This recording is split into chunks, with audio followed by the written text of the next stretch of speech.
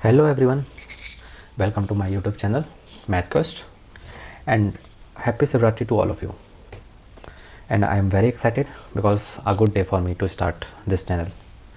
Though I don't believe too much on religious thing, but sometimes it gives me a positive vibes. So here through this channel we are going to practice and we'll do enough practice to get an extra edge in our preparation. ठीक है, ये कैसे होगा आपको मैं last में बताऊंगा या हम लास्ट में इसको डिस्कस करेंगे। पहले हम एसएससी पर्टिकुलरली एसएससी सीजीएल 2025 के पैटर्न और सिलेबस के बारे में जान लेते हैं। ठीक है, हाँ एक चीज़ और, अगर मैं एसएससी सीजीएल की बात कर रहा हूँ इसका मतलब एसएससी के सारे एग्ज़ाम को मैं इंक्लूड करके बोल रहा हूँ। और जो मैं डेली मिक्स सीरीज़ स्टार्ट करूँगा उस डेली मिक्स सीरीज़ में सारे एसएससी के एग्ज़ाम इंक्लूड होंगे, प्लस एक चीज़ और इंक्लूड होगा जो कि मैं लास्ट में आपसे डिस्कस करूँगा। वो चीज़ क्या है, उस चीज़ का भी हम फ्यूज़न करेंगे अपने क्वेश्चन में और उस डेली मिक्स में उसकी भी प्रैक्टिस करेंगे। और वो क्या है, चलिए मैं आपको बता देता हूँ। हम बैंक को भी साथ में इंक्लूड करेंगे, बैंक की जो कॉन्ट है उसको भी इंक्लूड करेंगे। और उसके पीछे रीज़न क्या है मैं आपसे लास्ट में डिस्कस करूँगा जब हम मैथ का सेक्शन डिस्कस कर रहे होंगे। ठीक है, तो उससे पहले आप लोग इस वीडियो को लाइक कर दें, चैनल को सब्सक्राइब कर लें और शेयर कर दें लोगों तक, ताकि और भी लोगों को गाइडलाइन मिल पाए। चाहे तो आप इस टेलीग्राम पे जुड़ सकते हैं जो कि है एसएससी मैथक्वेस्ट। ठीक है, ताकि आपको इम्पोर्टेंट पीडीएफ या अपडेट मिलती रहे। तो चलिए हम अगर सीजीएल का एग्ज़ाम पैटर्न देखें तो क्या होता है। इसमें टायर 1 होता है, टायर 2 होता है और एक कंप्यूटर नॉलेज टेस्ट होता है। ठीक है, तो अगर हम टायर 1 की बात करें तो उसमें 4 सब्जेक्ट होते हैं जो कि इक्वल वेटेज रखते हैं। पहला है मैथमेटिक्स जो कि 50 मार्क्स का होता है, रीजनिंग भी 50 मार्क्स का, इंग्लिश भी 50 मार्क्स की और जीएस भी 50 मार्क्स की। तो टोटल कितना 200। और जो हमारा टारगेट होना चाहिए वो कितना होना चाहिए 180 प्लस। मतलब इतना आपको टारगेट रखना ही पड़ेगा।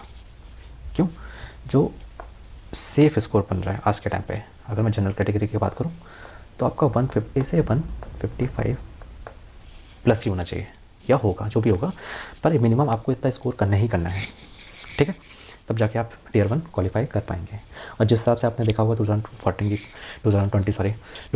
की कट ऑफ देखी होगी टायर 1 की, तो आप सोच सकते हैं मतलब कंपटीशन का इतना लेवल बढ़ गया है कि आपको एक क्वेश्चन अगर आप सिली मिस्टेक से आपका गलत होता है मतलब आप कितने नंबरों से पीछे हो जाते हैं। ठीक है, वो मैटर टियर 1 में तो नहीं करता है, पर टियर 2 में हर एक क्वेश्चन के मार्क्स की वैल्यू होती है।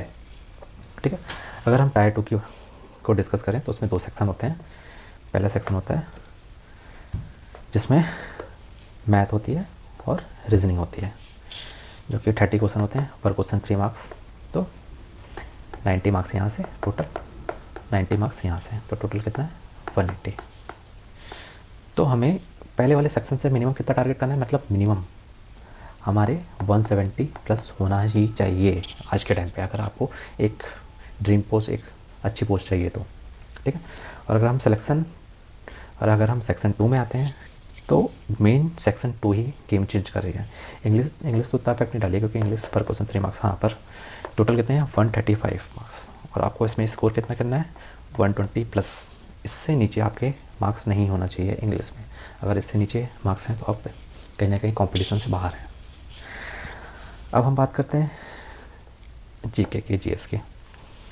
तो 25 टोटल कितने क्वेश्चन आएंगे, 25 क्वेश्चन, पर क्वेश्चन 3 मार्क्स, तो टोटल 75 मार्क्स। ठीक है, तो 75 में से आपको मिनिमम कितना करना है 35 टू 40 मार्क्स करने ही करने हैं। जैसे कि मैंने बताया, अगर आपको ड्रीम पोस्ट चाहिए और एक अच्छी पोस्ट चाहिए तो आपको जनरल कैटेगरी के हिसाब से आपको इतना स्कोर करना ही होगा। ठीक है, और आज के टाइम पे आप जीके को इग्नोर नहीं कर सकते। ठीक है, इसलिए सारा वेटेज, मतलब सारे सब्जेक्ट का इक्वल वेटेज है। ठीक है, तो अब मेरे ख्याल से जो एग्ज़ाम जो जीके जीएस का जो पैटर्न आने वाला है ना, वो यूपीएससी के प्री लेवल टाइप का मेरे ख्याल से वो पहुंच जाएगा। क्यों पहुंच जाएगा, क्योंकि कंपटीशन इतना हो गया है। तो जाहिर सी बात है, अभी मल्टीपल सिलेक्टेड क्वेश्चन आ रहे हैं, मतलब ऑप्शन एलिमिनेट में करना है, मल्टीपल सिलेक्टेड आएगा तो आप जानते हैं कितनी दिक्कत होती है। ठीक है, क्योंकि अभी तक हम पढ़ते हैं डायरेक्ट क्वेश्चन आए, 1 वर्ड मतलब जो भी आंसर 1, ठीक है 1 वर्ड आंसर आएगा, 1 क्वेश्चन आता था, ओनली 1 सेलेक्ट करना होता था, तो वो हमारे लिए ईजी था। पर हमें एक अच्छा स्कोर करने के लिए हमें एक प्रॉपर स्ट्रेटेजी बनानी पड़ेगी, और वो कैसे बनाएंगे वो हम आगे डिस्कस करेंगे, ठीक है। तो लास्ट क्या है हमारा, कंप्यूटर अवेयरनेस। अगर आपने सेक्शन 2 में या टायर मतलब सेक्शन 1 और सेक्शन 2 में अच्छा स्कोर कर लिया है, ठीक है, और अगर हम बात करें सेक्शन मतलब टायर 2 में, मतलब सेक्शन 1 और सेक्शन 2 में टोटल मिला के आपको अगर एक ड्रीम पोस्ट चाहिए, अच्छी पोस्ट चाहिए, तो आपको कितना स्कोर करना पड़ेगा, 140 प्लस, ठीक है। उसके बाद लास्ट आता है हमारा कंप्यूटर नॉलेज। कंप्यूटर नॉलेज में क्या है, 20 क्वेश्चन पर क्वेश्चन 3 मार्क्स, तो कितना 30 क्वेश्चन, ठीक है। तो आपको जो भी पासिंग मार्क्स है आप इसमें क्वालिफाई कर लोगे, आपको मतलब अच्छे से अगर आपको प्रिपेयर करके जाते हो तो क्वालिफाई कर लो। हाँ, पर ये है अगर आपने इसमें अच्छे मार्क्स स्कोर क्वालिफाइंग नंबर नहीं लाया तो आपका चाहे आप कितना भी अच्छा स्कोर कर लो सेक्शन 1 सेक्शन 2 में, आप फेल कहलाओगे, मतलब आप मेंस में फेल हो जाओगे, ठीक है। तो चलिए हम डिस्कस कर लेते हैं हर सब्जेक्ट को। तो हम मैथ क्लास में डिस्कस करेंगे इंपॉर्टेंट टॉपिक, ठीक है। तो आज के टाइम पे देख लें कि जो डेटा इंटरप्रिटेशन है जो कि टायर 1 में इसका वेटेज अब बढ़ेगा, क्योंकि आपने देखा होगा 2024 में इसका वेटेज 2 से 3 क्वेश्चन इसके आ रहे हैं, ठीक है। तो इसके लिए हमें मेंटली प्रिपेयर होना पड़ेगा, ठीक है। प्लेन ज्योमेट्री जो कि इंपॉर्टेंट है, जो कि एडवांस मैथ का पार्ट है, उसमें हम पॉलीगॉन और सर्कल जो इंपॉर्टेंट टॉपिक है इसको डिस्कस करेंगे, मतलब हम प्रैक्टिस के थ्रू इसको अपनी मतलब हर एक चीज़ को इम्प्रूव करेंगे, ठीक है। उसके बाद इंपॉर्टेंट मतलब मैथ्स के जो मेंस के इंपॉर्टेंट जिनका वेटेज है, हमें क्या क्या कवर करना है, simplification, mensuration, geometry, number systems, simple interest, compound interest, percentage, profit and loss, average, और ये 2 इंपॉर्टेंट टॉपिक जो कि हमें मेंस के लिए प्रिपेयर करने होते हैं, ठीक है। हम इसके बारे में अच्छे से डिटेल करेंगे फिर लास्ट में मैथ्स के। पहले हम समझ लेते हैं रीजनिंग में 2 तरह की, एक वर्बल होती है, एक नॉन वर्बल, ठीक है। तो वर्बल में हमारी क्या है, एनालॉगी है, कोडिंग डिकोडिंग है, क्लासिफिकेशन है, सीरीज कंप्लीशन है, पेन डायग्राम्स हैं, statement assumption, statement conclusion, statement argument, और ये तो हमारा इसमें स्टार मार्क कर लें, इंपॉर्टेंट अभी डिस्कस करेंगे आगे, ठीक है। उसके बाद नॉन वर्बल में क्या है, पैटर्न कंप्लीशन, फिगर मैट्रिक्स है, सीरीज है, एनालॉगी है, ठीक है। इसमें क्यूब और डाइस आ जाता है, इमेज एनालिसिस है, मतलब इधर अगर इमेज मिरर दे दिया हो, एम्बेडेड फिगर है, पेपर फोल्डिंग है, कटिंग है, ठीक है। रीजनिंग ये है, मेन ये है, और ये मेंस के लिए जो मैंने हाईलाइट किया हुआ है रेड से, coding decoding, seating arrangement, Venn diagram, direction और डिस्टेंस, ब्लड रिलेशन, और सबसे ज़्यादा इंपॉर्टेंट है हमारे लिए क्या है, क्रिटिकल रीजनिंग। तो क्रिटिकल रीजनिंग में हमें क्या क्या करना है, कोर्स ऑफ एक्शन करना है, स्टेटमेंट अजम्पशन और statement argument, cause and effect, conclusion and influence. हम उस टॉपिक्स को टच करेंगे। आपको पता है, मेरे को पता है कि आपको ये जो कॉमन टॉपिक है वो सबको आता होगा, पर लोग फंसते कहाँ हैं, इस टॉपिक में। तो मैं इस टॉपिक के लिए भी एक सीरीज़ लाऊंगा, मतलब पर्टिकुलर जिस टॉपिक में हम फंसते हैं, जिस टॉपिक में हमें एज पानी है, ठीक है, हम वही क्वेश्चन को टारगेट करेंगे और पर्टिकुलर वही टॉपिक को टच करेंगे, ठीक है। अब हम इंग्लिश की अगर बात करें तो इंग्लिश में क्या क्या आता है, फिल द ब्लैंक्स, फिलर्स आते हैं, सेंटेंस इंप्रूवमेंट आता है, एरर डिटेक्शन आता है, सेंटेंस रीअरेंजमेंट आता है, इडियम एंड फ्रेजेस आता है, सिनोनिम्स आता है, एंटोनिम्स आता है, active voice, one word substitution, और इसमें वर्ड करेक्शन आता है, स्पेलिंग एरर आता है, क्लोज टेस्ट और PQRS। ये तो मोस्ट इंपॉर्टेंट है, ठीक है, आज के टाइम पे। और नरेशन जो कि हमारा जो किस में आता है, मेंस में आता है, टायर 2 में आता है, ठीक है। तो ये टॉपिक तो आई थिंक मतलब इतना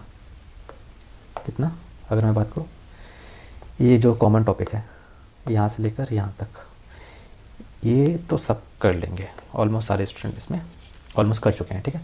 मेन वही स्टूडेंट सक्सेस पाता है, वही स्टूडेंट अपने गोल अचीव कर पाता है जो एक्स्ट्रा है, जो मतलब उसको सिलेक्शन दिला सकती है, वो चीज़ अगर पर्टिकुलर करे, बार बार उसी चीज़ को रिपीट करे तो उससे आसानी से वो चीज़ स्कोर कर लेगा। तो वो कैसे करेगा, जो 2 चीज़ है इंग्लिश में क्या है, हमें किस पे फोकस करना है, एक तो वोकैब पे करना है और रीडिंग कॉम्प्रिहेंशन पे करना है, ठीक है। और रीडिंग कॉम्प्रिहेंशन में क्या है, क्लोज टेस्ट और PQRS। तो इसके लिए आप रीडिंग करना आपको बहुत ज़रूरी है। अब उसके लिए आपको डिफरेंट चैनल है, आप उसके थ्रू कर सकते हो, इंग्लिश माध्यम है, और भी चीज़ें हैं, क्यू इंग्लिश करके एक चैनल है, आप उसके थ्रू भी मतलब बेस्ट कंटेंट देना, मतलब सारे चैनल इक्वल है, मैं भी हर चैनल से सीखा हूँ, ऐसा नहीं है, ठीक है।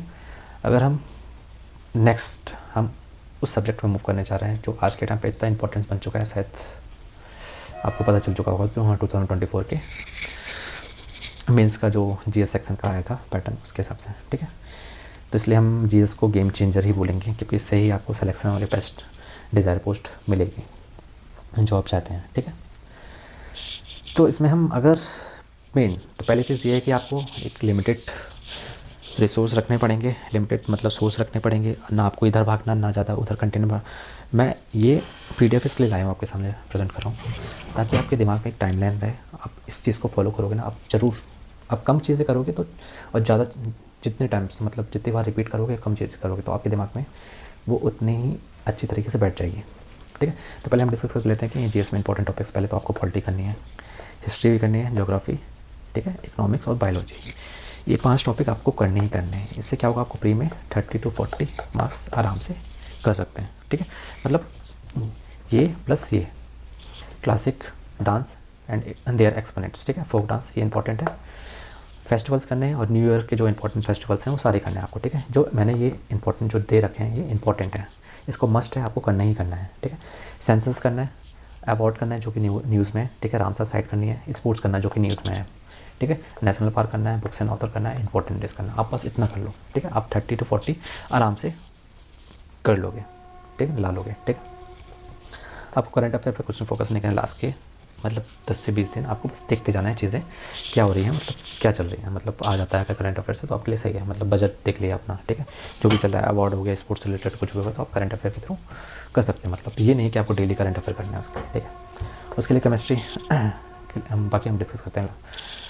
तो हम आते हैं मोस्ट इंपॉर्टेंट हिस्ट्री पार्ट में। तो मैंने ये एक टाइमलाइन बना दिया ताकि आपके लिए आपको ईजी बन जाए चीज़ें समझने को, और अगर किसी मतलब कोई क्वेश्चन आता है उसमें अगर टाइमलाइन की दिक्कत आती है तो आप इस PDF को देख के आराम से उसको रिवाइज कर सकते हैं, मेमोराइज़ कर सकते हैं। ठीक है, तो एंशिएंट हिस्ट्री में आप क्या क्या पढ़ोगे, IBC पढ़ोगे, हिंदूस वैली सिविलाइजेशन, वैदिक है, ठीक है, और क्या है, ये क्या है हमारा बुद्धिज़्म और महाजनपदास जो कि हमारा 6th सेंचुरी BC में आया था। ठीक है, फिर उसके बाद मौर्यन एम्पायर, गुप्ता एम्पायर, फिर इसके बाद इन्वेजन फ्रॉम सेंट्रल एशिया जिसमें हमें इंडो ग्रीक्स के बारे में, साकास, पार्थियंस और कुषाणस के बारे में पढ़ेंगे। ठीक है, उसके बाद साउथ इंडियंस किंगडम्स जिसमें चोला, चेरा और पांड्यास के बारे में हम पढ़ेंगे। ठीक है, आप पढ़ोगे मतलब।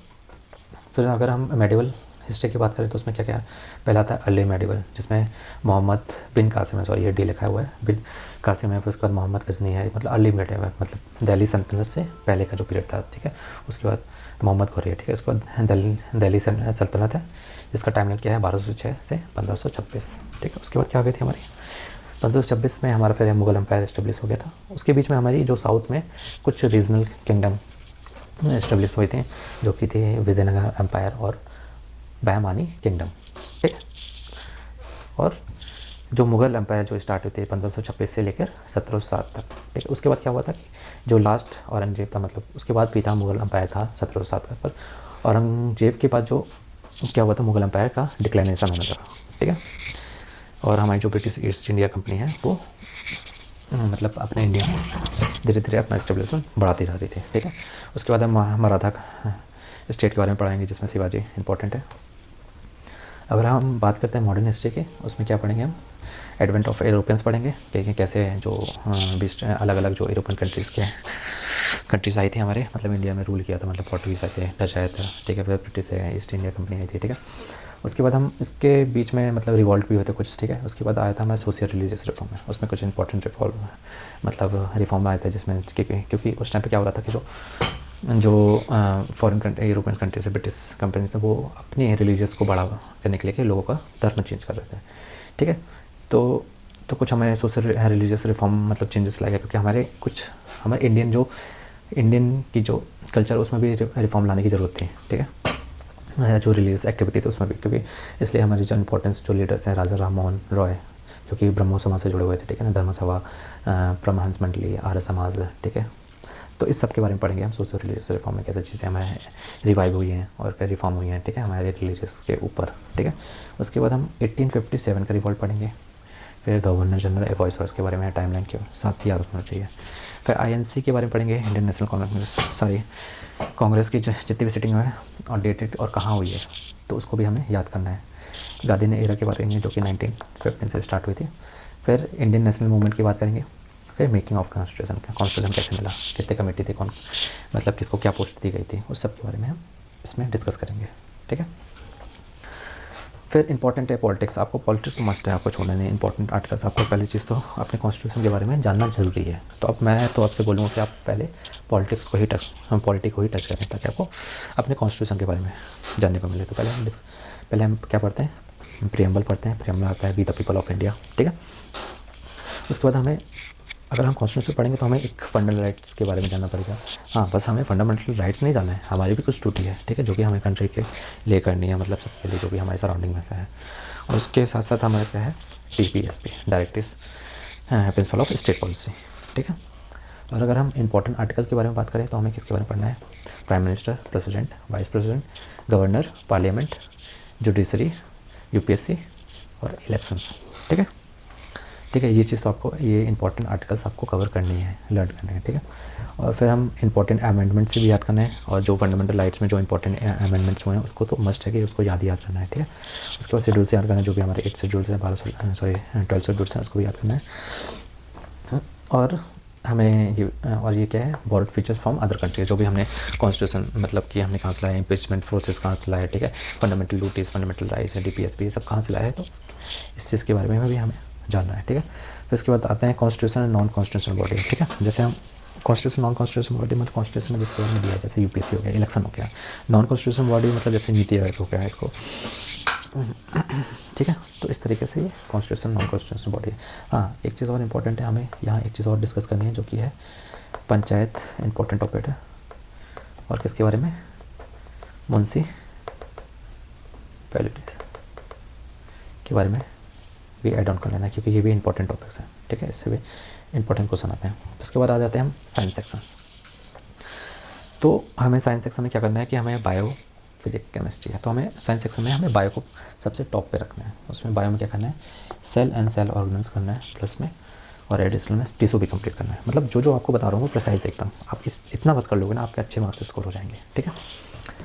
फिर प्लांट किंगडम, एनिमल किंगडम, फिर डिसीज़ के बारे में हम जानेंगे, फिर vitamins, scientific name, periodic table, यहाँ तक तो हमारा बायोलॉजी का, ठीक है।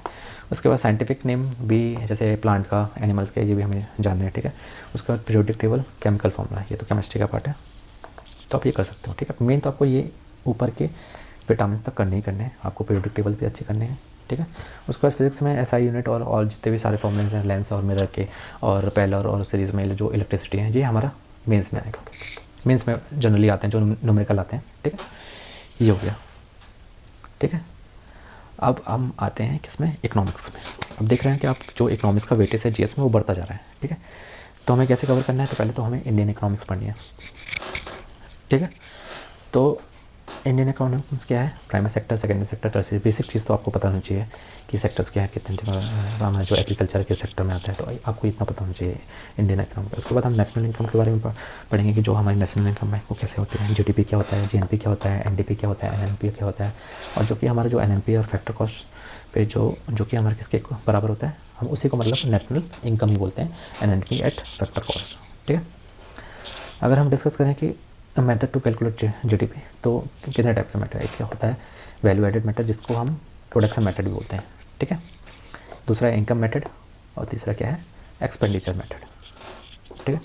उसके बाद डिमांड सप्लाई के बारे में, इन्फ्लेशन पढ़ना है, टाइप ऑफ इन्फ्लेशन, डिफ्लेशन क्या होता है, ठीक है, स्टैगफ्लेशन क्या होता है। उसके बाद अनएम्प्लॉयमेंट के बारे में पढ़ना है, ठीक है, डिस्गाइज एम्प्लॉयमेंट, इसके टाइप्स पढ़ना है, बेसिकली ये पूछे जाते हैं, ठीक है। अभी तक जो भी एग्जाम का पैटर्न है उसमें अनएम्प्लॉयमेंट के टाइप्स हैं, ठीक है। उसके बाद बजट को पढ़ना है हमें, जो भी हमारा 2024-25 का बजट है। उसके बाद RBI और जो मॉनेटरी पॉलिसी है, ठीक है, उसको भी पढ़ना, मतलब, और बैंकिंग भी आप पढ़ सकते हो उसमें, मतलब कि कौन से बैंक कब इस्टेब्लिश हुए थे, और फाउंडिंग ज़्यादातर DT पूछता है जो SSC है, ठीक है। और most important is 5 year plan, जो कि हमारा स्टार्ट हुआ था 1 अप्रैल 1951 से, जो कि हमारा फिर उसके बाद जो लास्ट 12 तो 5 ईयर प्लान था, वो हमारा 2012 से 2017 तक चलना था, पर वो 2014 तक ही चला। उसके बाद हमारी क्या आ गई, नीति आयोग आ गई, जो कि 1 जनवरी 2015 से स्टार्ट हुई थी।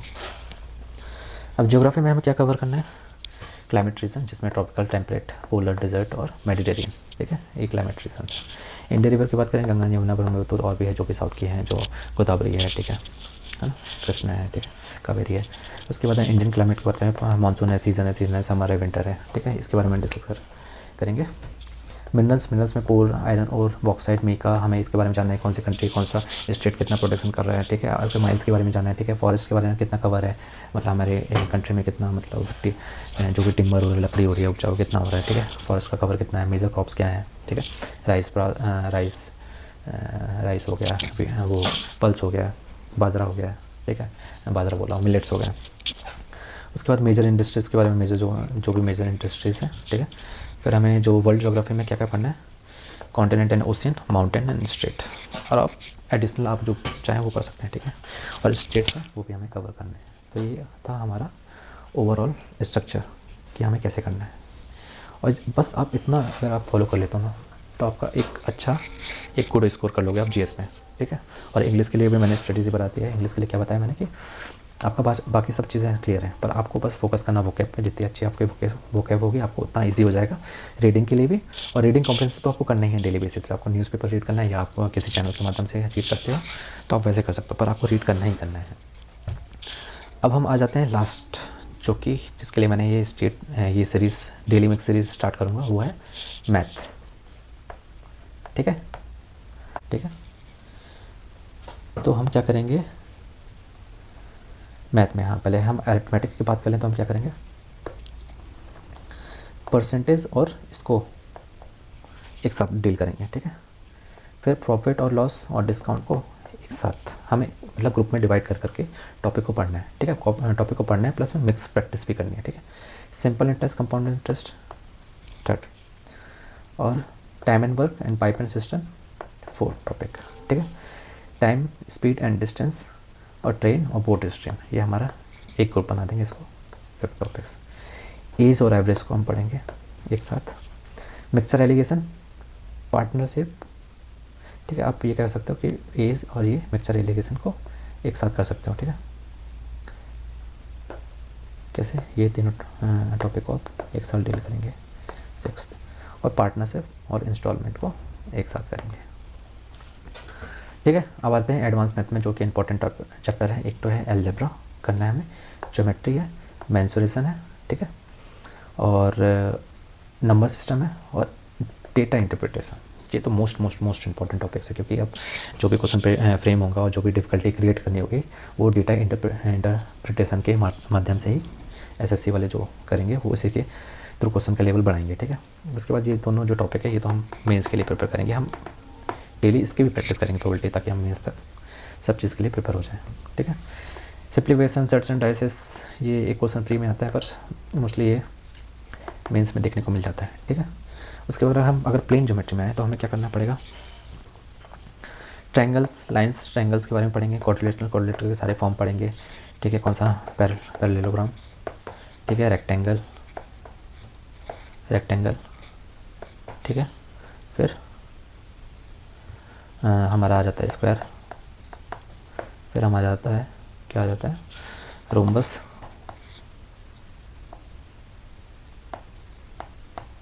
ठीक है। उसके बाद हम पॉलीगॉन को डिस्कस करेंगे। पॉलीगॉन में क्या करेंगे, सारे हम हेक्सागोन, ऑक्टागोन, ठीक है, सारे सबको डिस्कस करेंगे, ठीक है। उसके बाद सर्कल, ये इंपॉर्टेंट चैप्टर है, हमें सर्कल का सारे थ्योरम्स हमें रिवाइज करनी है, अच्छे से प्रैक्टिस करनी है, ठीक है। उसके बाद मिसलेनियस थ्योरम जो आती हैं हम उसको भी डिस्कस करेंगे। हम मतलब प्रैक्टिस, मतलब डेली मिक्स सीरीज़ के साथ साथ जो भी क्वेश्चन आते जाएंगे उसके थ्रू हम कॉन्सेप्ट को अच्छी तरीके से सीखेंगे भी और क्लैरिटी भी लाएंगे, ठीक है। अब जो हम मेंस के मतलब जो मैथ का मेंस का जो टॉपिक है उसके बारे में डिस्कस कर लेते हैं, ठीक है। तो सिंप्लीफिकेशन, अगर हम वेटेज की बात करेंगे, सिंप्लीफिकेशन के अच्छा खासा वेटेज रहता है, वो 3 मार्क्स का आता है, ठीक है। मेंसुरेशन कितने क्वेश्चन आते हैं, 3 क्वेश्चन आते हैं, और ज्योमेट्री के भी 3 क्वेश्चन आते हैं, नंबर सिस्टम के भी 3 क्वेश्चन, और इन दोनों को मिला के सिंपल इंटरेस्ट, कंपाउंड इंटरेस्ट को मिला के इसके भी कितने आते हैं, 3 क्वेश्चन, ठीक है। और परसेंटेज ऑफ प्रॉफिट लॉस का तो वेटेज होता है 506 क्वेश्चन, तो ये तो रहते ही रहते हैं, मतलब मिक्सअप होके। और एवरेज के भी 2 से 3 क्वेश्चन आ जाते हैं, मतलब 1 से 2 या 2 से 3 जितने भी हो। आपको वेटेज मैटर नहीं करता, आपको ये टॉपिक मस्ट है, आपको करना ही करना है, ठीक है। और मेल के लिए ये दोनों टॉपिक मतलब 3 से 4 क्वेश्चन या 2 से 3 क्वेश्चन आएंगे, चाहे एसएससी इनका वेटेज बढ़ा भी सकती है, तो आपको उससे फ़र्क नहीं पड़ता। आपको क्या करना है, ये टॉपिक जो भी है मेंस के लिए प्रिपेयर करना ही करना है आपको, ठीक है, मस्ट है। तो ये तो हो गया हमारा पूरा स्ट्रक्चर और सिलेबस के बारे में डिस्कस कर लिया। अब मैं आपके क्या बताने जा रहा हूँ कि हम डेली मिक्स में क्या करेंगे, कैसे करेंगे। तो डेली मिक्स में हम क्या करेंगे, एसएससी के सारे क्वेश्चन, एक सेकेंड, हाँ, एसएससी प्लस बैंकिंग के जो क्वांट के क्वेश्चन है, बैंक के जो क्वांट क्वेश्चन है उसको भी हम साथ में लेंगे। क्यों लेंगे, इसके पीछे एक रीज़न है। पहली चीज़ ये कि जो बैंकिंग में जो क्वेश्चन आते हैं उसमें वेरिएबल्स भी होते हैं, साथ में न्यूमेरिकल भी होते हैं और थोड़ा टाइम टेकिंग होते हैं, ठीक है ना। तो ये चीज़ है। और साथ ही साथ में जो बैंकिंग के क्वेश्चन होते हैं वो कैसे होते हैं, कॉम्प्रहेंसिव होते हैं, कॉम्प्रहेंसिव होते हैं। मतलब हमें इसको अच्छे से 1 या 2 बार रीडिंग करनी पड़ सकती है बैंकिंग वाले। तो इससे क्या होगा, हमारी रीडिंग स्किल भी इंप्रूव होगी और हमें एक फोकस के साथ हम क्वेश्चन को पढ़ भी पाएंगे। तो इससे क्या होगा कि और पहली चीज़ मतलब रीडिंग स्किल इंप्रूव होगी और हमें वेरिएबल्स और न्यूमेरिकल के साथ मतलब इक्वेशन बना के हम चीज़ों को सॉल्व करेंगे। तो इससे दोनों हम क्या करेंगे, तो इसलिए हम क्या करेंगे कि एसएससी और बैंकिंग के दोनों को हम फ्यूज़ मतलब दोनों के क्वेश्चन को लेके हम डिस्कस करेंगे और डेली मिक्स प्रैक्टिस में इन क्वेश्चन को इंक्लूड करेंगे, ठीक है। तो इससे आपको क्या फ़ायदा मिलेगा, आपको क्या फ़ायदा मिलेगा जब आप मेरे साथ इस प्रैक्टिस मतलब बैंकिंग प्लस एसएससी क्वेश्चन की मिक्स सीरीज़ लगाओगे ना, तो आपको खुद ही पता चल जाएगा क्या फ़ायदा हो रहा है आपको, ठीक है। तो चलिए आज के लिए इतना रखते हैं। अगर आपको ये सेशन अच्छा लगा हो, ये वीडियो अच्छा लगा हो तो आप लाइक करना, और अगर आप चाहते हो कि आपकी प्रैक्टिस को एक अच्छी एज मतलब अपनी प्रिपरेशन को एक अच्छी एज देना चाहते हो तो आप इस प्रैक्टिस सेक्शन से जुड़ सकते हो डेली मिक्स सीरीज से, ठीक है। और अपने दोस्तों के साथ भी आप इस वीडियो को शेयर कर सकते हो, इस चैनल को सब्सक्राइब कर देना और लोगों तक शेयर भी कर देना, ठीक है। तो चलिए धन्यवाद। एंड तो आप इस पीडीएफ को ले सकते हैं मेरे टेलीग्राम चैनल पे आप जाके, जो कि एसएससी मैथ क्वेस्ट के नाम से है। तो मैं उधर ये पीडीएफ अपलोड कर दूँगा, ठीक है। तो थैंक्स फॉर वॉचिंग।